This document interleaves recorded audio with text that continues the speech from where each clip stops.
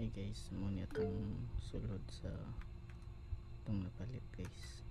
Kining Lego nga Super Mario. Sadly, na siya yung mga missing parts guys.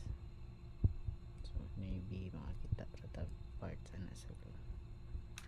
But so far, good condition in the siya new but nalay missing parts. Siya. Next is kining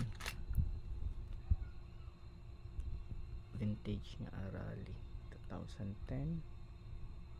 So yes, complete ni siya and naka-figure ani nga gamay. Next is ang kining Wukong,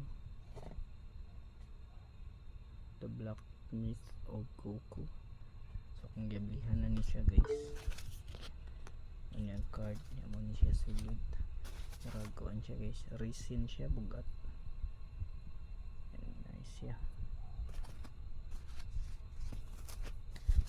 And next is katong dragon nga motor, kanining pasakyan o Kamen Rider.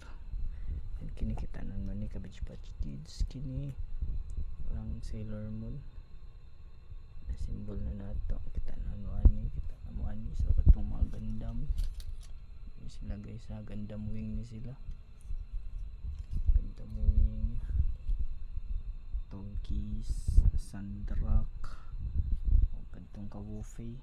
Limot ko hindi apil lang sila ko, abin ako part ni sa Gundam Wing dili de.